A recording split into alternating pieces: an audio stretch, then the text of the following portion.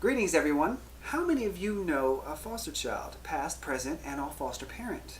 One, two, you way in the back. That makes three. That's about 10% of us. Let's grab a zero out of our pockets, throw it on the end of that, and now we're at 100% because you now all know me. I was a foster child in the California foster care system.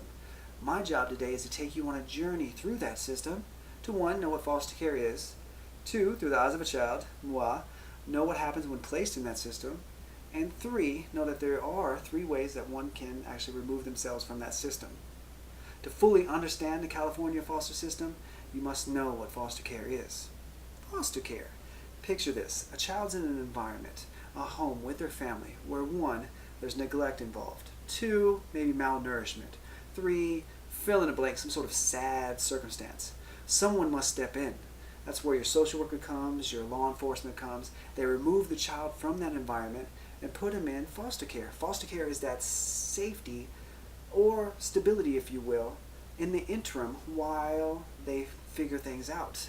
Either they can take them and push them back to their family and or put them in some sort of foster care home. They don't initially grab the kid and call somebody and say, hey, where's the nearest foster care home? Just put them in there. Not at all. They take them usually to McDonald's. I'm speaking from personal experience. Take you to McDonald's, get on the phone. First time, they actually put me back with my family. Second time, not so lucky.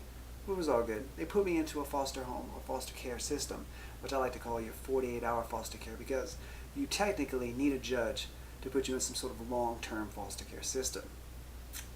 Did you know that 32,000 kids are placed in the foster care system within California per year?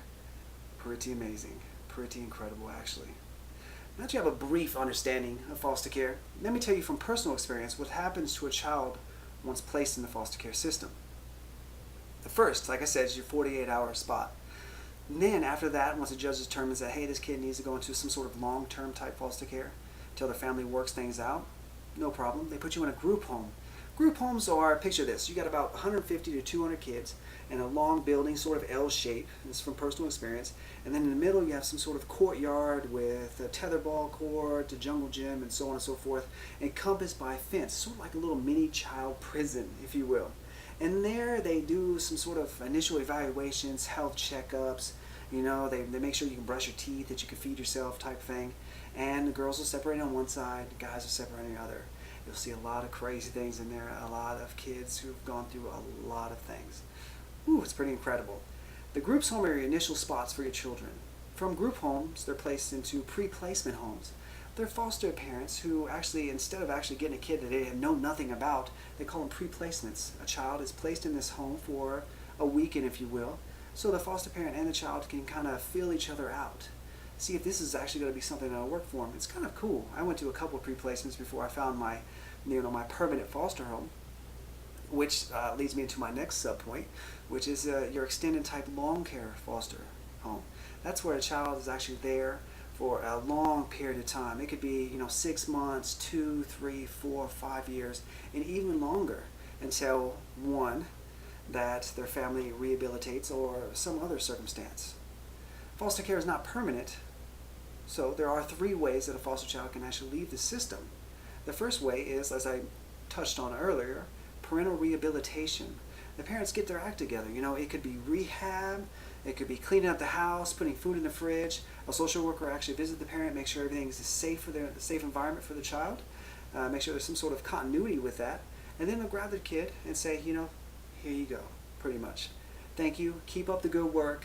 Keep this kid safe. Keep them, keep the food on the table, and make sure they're not malnourished and neglect, what have you. You can picture it. Second reason a kid could leave the foster care system is adoption or guardianship, and that happened to me. My family was actually, my father was put into prison for a long extended period of time, and my foster family adopted me. Amazing. Worked out great for me. They adopted me. They took me out of the foster care system, actually provided me a long-term type stable environment. Love it.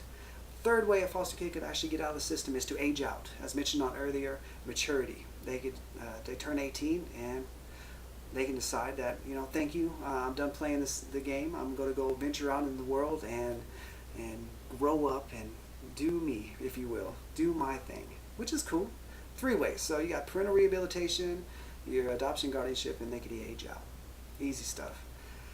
Now that I've taken you on this journey, just touch base. We've discussed a little bit about foster care.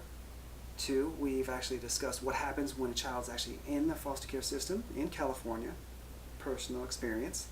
And 3 ways that a foster child is removed from that system.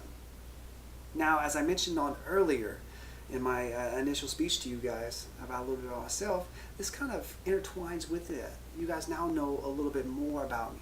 And it follows suit that I live with this quote: Sempre avanti, never back. Always forward, people, never back. I thank you so much for listening, and I hope you guys got a little bit out of this. Take care, and to the next speech.